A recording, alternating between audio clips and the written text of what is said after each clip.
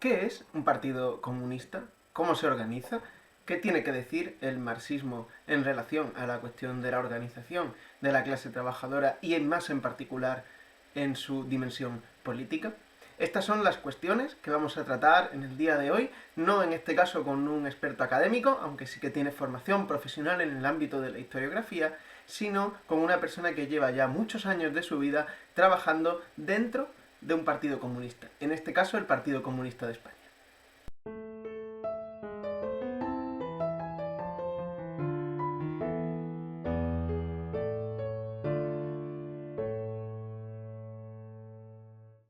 Hola, muy buenas a todos, bienvenidas, bienvenidos en otra ocasión más al canal. Esta vez con uno de esos temas que creo que pueden ser de mucho interés, que hacía tiempo que quería trabajar y no encontraba la persona para hacer interesante o para que pueda transmitirnos estas cuestiones. Tengo que decir que además de la breve conversación que he tenido con Fernando, dejaré al final del vídeo algunas recomendaciones bibliográficas, como he hecho en otras ocasiones, para que quien tenga interés por leer directamente a los autores que han elaborado estas cuestiones y que las han discutido con más profundidad, pueda hacerlo, pueda acercarse directamente. Pero antes de eso, como no, me gustaría dejaros la presentación de Fernando, pues aunque yo le conozco desde hace ya bastante tiempo y he tenido la oportunidad de compartir espacios de militancia con él, creo que lo mejor será que se presente él mismo. Bueno, pues me llamo Fernando Sánchez, ahora mismo soy responsable de área interna del Comité Central del Partido Comunista de España. Bueno, soy licenciado en Historia, hice la especialidad de Historia Medieval, pero bueno, empecé a trabajar en otras cosas y trabajo también precario, en hostelería, en construcción. Y bueno, tuve la oportunidad porque empecé a militar, bueno, tuve un primer intento de militancia con 13 años en la UJC, nada más legalizado el partido, pero luego, a raíz de la perestroika, pues volví otra vez a interesarme, empecé a militar en el año 84 en los colectivos de jóvenes comunistas, que es un poco donde yo me formé. Políticamente, también académicamente, creo que es muy importante, ¿no? Es decir, los profesores con los que di en la carrera que me permitieron estudiar a fondo el materialismo histórico y, por lo tanto, conocer en profundidad las bases del marxismo y de la aplicación, análisis de la realidad, ¿no? Bueno, y de ahí pasamos bueno, ya al partido en los años 90, a principios de los 90, en el Congreso Unida. Me vine a vivir a Madrid, empecé a militar en Madrid y me reclamaron desde la Secretaría de Formación y Debate en el año 94 y me propusieron pues, ir de lo que antiguamente se llamaba funcionario del partido en el lenguaje de la Internacional Comunista, ¿no? A echar una mano en la Secretaría de Formación y Debate, ¿no? Y con Manolo Monereo, que era el secretario, y con otro compañero más. A partir de ahí, pues bueno, pues tuvimos la experiencia y la posibilidad, pues bueno, de desarrollar yo creo que un muy buen trabajo formativo y también de impulso de la Fundación de Investigaciones Marxistas.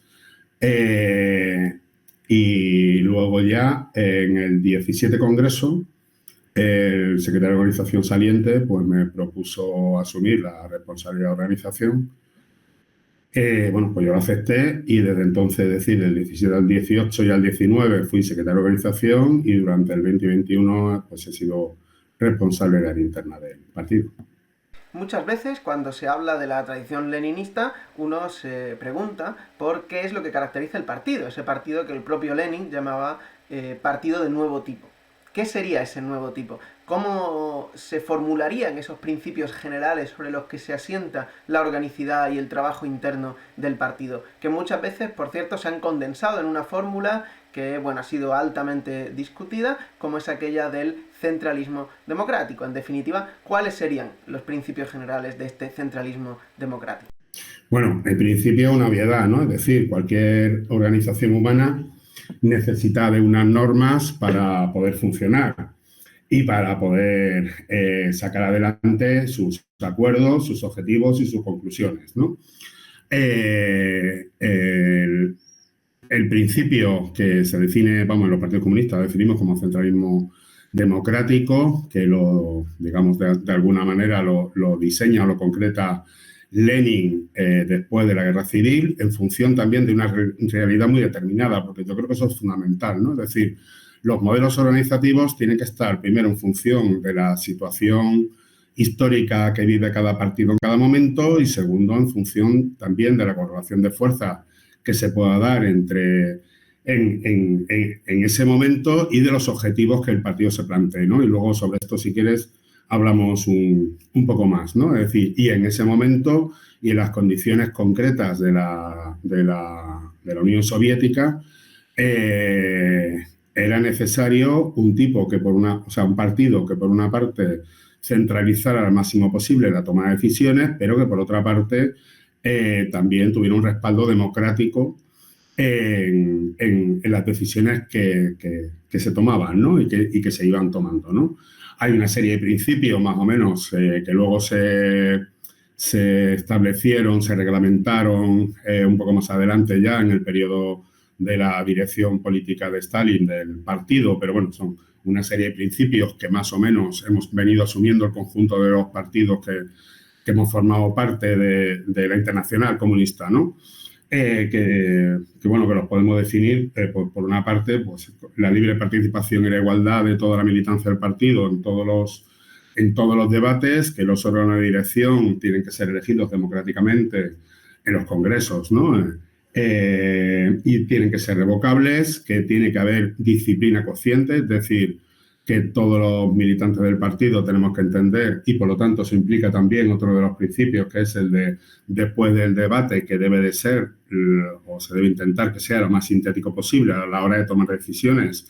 Si hay mayoría y minoría, pues todo el mundo debe de acatar los acuerdos, debe de cumplir y poner en marcha los acuerdos que se han tomado, aunque no los comparta. Y a partir de ahí, pues también ejercer el derecho de la crítica y la autocrítica, ¿no? Es decir, una vez que tomamos una decisión y que la ponemos en marcha, luego deberíamos de analizar si esa decisión era correcta, ¿no? Cómo hemos avanzado, lo que hemos avanzado, todo ese tipo de cuestiones, ¿no? Y en ese marco, pues exigir también la crítica y la autocrítica, ¿no? Que las direcciones debemos de rendir cuentas y que hay un principio básico que es ni centralismo total ni localismo total, ¿no? Y por lo tanto también respetar la autonomía que tienen los distintos órganos de dirección intermedio para tomar decisiones en el ámbito de sus competencias, ¿no? Nosotros ahora en los estatutos, con esto termino, tenemos una distribución competencial entre lo que son las competencias del Comité Central y las competencias de las organizaciones territoriales e inferiores, y ese es el ámbito, digamos, de autonomía y de capacidad de cada una de las estructuras. Quienes seguís este canal sabéis que a mí me interesa en la mayoría de ocasiones, más que los postulados generales a los que se haya llegado dentro del pensamiento marxista, al camino para llegar a ellos. Y ese camino suele ser, y es de manera general, conflictivo. Es dialéctico, que podríamos decir en términos más clásicos. Se atraviesa por muchas fases de discusión, que es donde se muestra la verdadera riqueza del marxismo, no como unos postulados monolíticos, no totalmente pétreos, que no se pueden cambiar de ninguna manera, sino que, la historia del marxismo es la historia también de una serie de discusiones y de movimientos reales que acompañaban a estas últimas y que, pues iban condicionando la forma en que se daban. Es por eso que a la hora de enfrentarnos al centralismo democrático me gustaría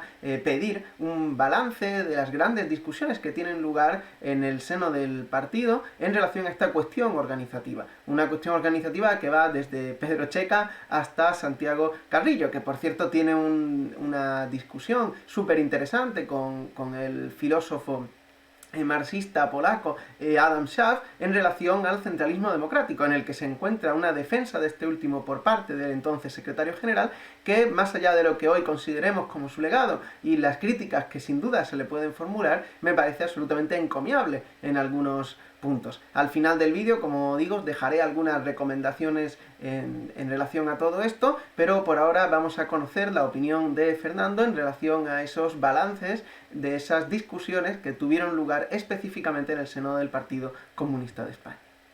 Bueno, hay un debate histórico que yo creo que es más rico que el que he podido vivir después.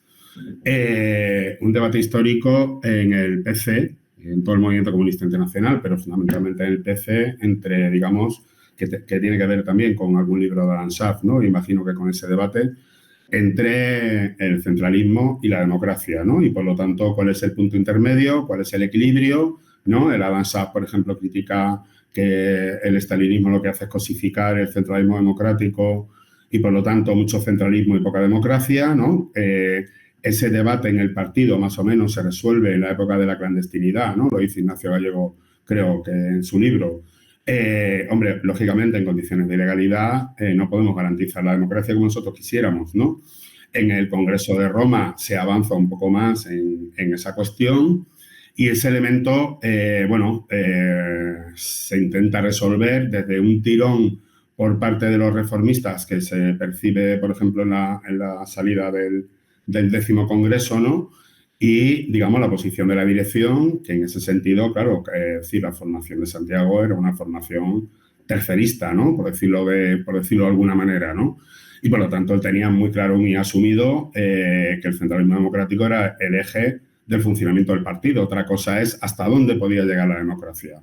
Lo que siempre hemos mantenido y lo que siempre hemos defendido es que siempre se ha rechazado en el PC las fracciones organizadas o las corrientes organizadas. Eso siempre se ha rechazado, pero sí que ha habido un periodo que ahora mismo ya lo tenemos asumido que, porque las minorías se pueden organizar en plataformas de opinión, minorías o mayorías, ¿no? En plataformas de opinión ante cualquier debate que se convoque por parte de los órganos, sea una conferencia, un congreso, ese tipo de cuestiones, ¿no? A partir de ahí, claro, es decir, el debate que hemos tenido yo creo que ha tenido también un punto de intentar recuperar o de superar determinadas etapas del PC, ¿no? Es decir, cuando desaparece de los estatutos, la palabra centralismo democrático ha estado fuera desde el 13 Congreso hasta el 20, la palabra. El contenido es decir, los puntos que os he comentado antes, que hablábamos de disciplina cociente y cohesión, eso lo recuperamos en el 18 Congreso, es decir, ya del 18 Congreso teníamos asumido cuál era el modelo de partido y cómo había que aplicarlo, aunque no se mencionara centralismo democrático, pero era exactamente lo mismo que tenemos ahora en nuestras normas, ¿no? Y sí que es verdad que en el periodo del 13 Congreso, por una serie de motivos, ¿no? La creación de Izquierda Unida, el hundimiento de los países, del socialismo real, todo este tipo de cuestiones, se modificaron muchos conceptos, ¿no? Además, se hicieron unos estatutos muy livianos que luego en el 18 Congreso pues recuperamos otra vez un poco más una normativa, porque además, como me comentabas tú, ¿no? Es decir, yo creo que si tenemos claras cuáles son las reglas del juego, cuáles son las competencias de cada uno y tal, pues es también una garantía de democracia interna y de transparencia, ¿no? Esto último es algo que hemos hablado en muchísimas ocasiones. Como sabéis también quienes seguís el canal, pues yo estoy bastante convencido y creo que hay evidencia textual más que suficiente para asegurar la continuidad relativa que existe en toda la tradición republicana hasta la tradición socialista. No es casualidad que muchos elementos jurídicos y de garantías que están dentro de la tradición republicana sean adoptados explícitamente por Marx y por el marxismo y posteriormente por el marxismo-leninismo. Pues por ejemplo una cuestión tan básica como las reuniones con órdenes del día y con las actas que hay que tomar son elementos centrales para garantizar en realidad la democracia interna, la participación, la seguridad, el realizar los debates desde las garantías, etcétera, etcétera. Entonces en realidad cuando reivindicamos el centralismo democrático no estamos reivindicando otra cosa que no sea el desarrollo, incluso yo diría el sumum de esa tradición de organización propia republicana de la que bebe el socialismo y que nos acompaña hasta nuestros días. Y es justo sobre esto, sobre lo que quería cerrar la conversación con Fernando. ¿Sigue vigente el centralismo democrático? ¿Siguen estos principios vigentes todavía a día de hoy? Yo he sostenido que sí, en un libro que publiqué recientemente, en el que le dediqué un capítulo a la cuestión del partido, de la importancia de continuar con estas formas de organización por una manera de entender que la sociedad todavía hoy es una sociedad de clases y es fundamental tener una forma de organización política cohesionada que nos prepare para una confrontación clasista, no necesariamente violenta, al menos no en el sentido tradicional, pero sí que va a tener una enorme cantidad de momentos de tensión, y para eso hace falta el partido. Pero creo que es muy interesante también conocer la opinión de Fernando a este respecto. Sí, yo creo o sea, yo creo que es el método al que tenemos que llegar, ¿eh? Porque todavía no hemos llegado. Y tenemos muchos vicios y ahora si tengo 2 minutos os comentaré yo creo cuáles han sido los dos problemas que nos cruzan y que ahora mismo nos están afectando también en nuestras relaciones, ¿no? Pero yo creo que es, digamos, la manera de funcionar más lógica para un partido como el Partido Comunista que pretende, bueno, pues construir ser hegemónico, construir una mayoría social y nada más y nada menos que superar el capitalismo y construir el socialismo, ¿no? Creo que es el mejor método. Es decir, un partido de corrientes, un partido dividido que al final se convierte en un partido de gobierno-oposición, al final el problema es que no somos capaces de que los acuerdos que tomemos los ejecutemos, los llevemos adelante, los corrijamos con la crítica y la autocrítica y que por lo tanto vayamos perfeccionando nuestra capacidad de intervención y de construcción de hegemonía, ¿no? Y eso es un problema real que ha tenido este partido, quizá cruzado por un elemento bueno, que no hemos analizado, pero que habría que ver, que es el tema por una parte, cuando hablabas tú de las células, ¿no? Es decir, la territorialización respondió fundamentalmente a la construcción de un partido electoral en las primeras condiciones de la legalidad y ahí, bueno, pues se desperdició un potencial organizado humano que teníamos, no solamente en los centros de trabajo, sino también entre sectores de la intelectualidad y de los profesionales, ¿no? Que no hemos vuelto a recuperar, ¿no? Pero por otra parte también el debate de la plurinacionalidad del Estado nos abrió una brecha, porque en el 13 Congreso se llega a plantear la aberración de que el PC, en los estatutos, y eso permanece hasta el 18, de que el PC es la unión libre y voluntaria de las federaciones del partido, ¿no? Es decir, como si las organizaciones del partido territoriales hubieran existido antes que el Partido Comunista de España, ¿no? Y ese debate, por lo tanto, de yo en mi territorio hago lo que quiero, ¿no? Y por lo tanto asumo o no asumo determinadas cuestiones, pues yo creo que todavía lo estamos viviendo hoy, ¿no? Por lo tanto, sí creo que el centralismo democrático es, si somos capaces de aplicarlo bien y sacar el método de debate adelante, es la mejor herramienta organizativa de la que dispone un partido revolucionario. Quisiera dar las gracias a Fernando por esta interesantísima conversación. Espero que os haya servido a quienes lo veis para, bueno, reflexionar sobre este tipo de cuestiones. Os adelanto que mi idea es traer al canal algunas otras voces tradicionales del Partido Comunista de España y algunos de los desarrollos y de las disputas y discusiones que han tenido lugar en él. Creo que, bueno, al final es el contexto en el que yo he crecido y en el que me he formado políticamente y es interesante también traer esas voces y esas discusiones, sobre todo, también al canal. Dicho esto y reiterando el agradecimiento a Fernando, como lo prometido es deuda, voy a hacer algunas recomendaciones en relación a la discusión respecto del centralismo democrático y en general respecto a la cuestión organizativa, ¿no? Toda la cuestión de la organicidad, etcétera, etcétera. Bueno, hay que primero que todo aclarar que desde que, como muy bien dice Fernando, se instaura el centralismo democrático y el partido de nuevo tipo, será una cuestión común absolutamente a todas las organizaciones comunistas la reivindicación del centralismo democrático. Como estaréis viendo por aquí, bueno, esta cristalización del centralismo democrático en unos principios bastante generales es común a partidos que ni siquiera estaban alineados o que ya estaban teniendo rupturas con Moscú, como es el caso de, bueno, la Rumanía de Ceausescu o la Yugoslavia de Tito, también, bueno, pues la Corea de Kim Il-sung, un montón de organizaciones en el seno del movimiento comunista internacional, más o menos próximas a Moscú, que, bueno, pues cristalizaron esa forma de organizarse y que, bueno, como el propio Santiago Carrillo ejemplifica, es una cuestión bastante transversal. No era necesario estar alineado políticamente con los intereses del Partido Comunista de la Unión Soviética para reivindicar el centralismo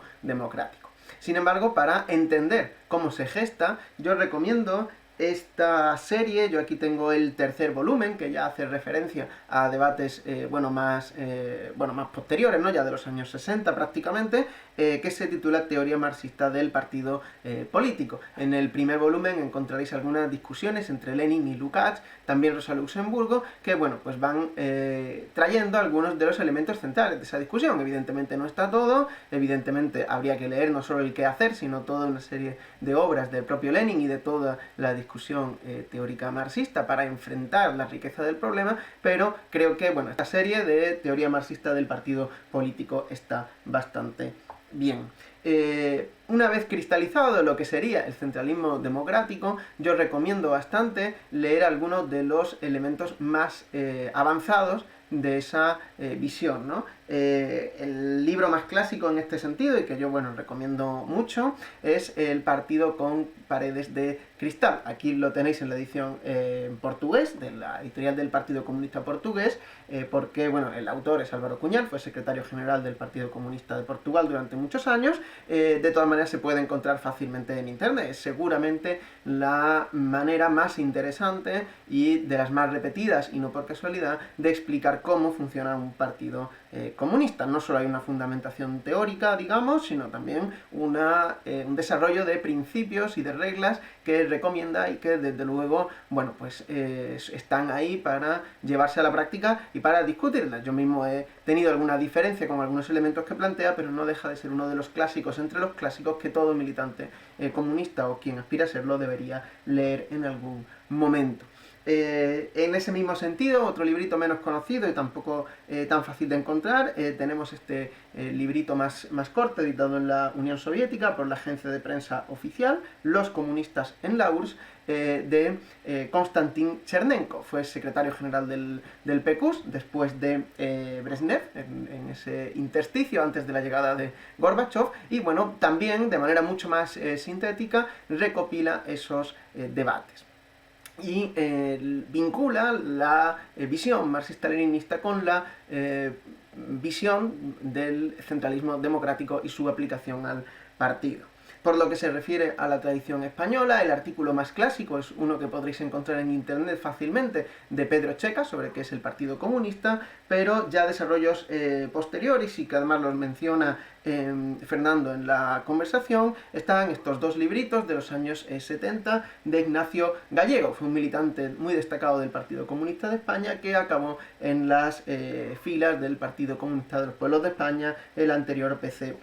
Este es un libro más cortito, El partido de masas que necesitamos, y yo os recomiendo más este otro, que es El desarrollo del Partido Comunista, que explica perfectamente cómo se va adaptando el partido a las necesidades que impone la práctica. Por último, y aunque ya no es estrictamente teoría marxista, creo que es un libro que merece la pena leerse, más allá de que no se comparta la hipótesis general, que es este de Robert Michels, Los partidos políticos. Es un clásico de la ciencia política, el autor acabó en las filas o muy cercano al fascismo, pero todo lo que plantea en el libro, la verdad que es muy interesante. Es un estudio sobre el SPD, el Partido Socialista alemán, y en él se puede encontrar, más allá de esa famosa ley de hierro de la oligarquía que le ha hecho famoso, otro conjunto de desarrollos y de planteamientos y de investigación empírica sobre cómo funcionan los partidos políticos, sobre todo cuando adquieren un carácter relativamente de masas, que es bastante interesante. Ya digo que no hace falta estar de acuerdo con el autor, ni mucho menos con su trayectoria, para encontrar la riqueza de muchos de los elementos que ahí plantea. Confío en que todas estas recomendaciones os hayan servido de algo. Si conocéis alguna más o quisierais compartirla, por supuesto os animo a dejarla ahí abajo en la cajita de comentarios. Sin mucho más que añadir, nos vemos la próxima.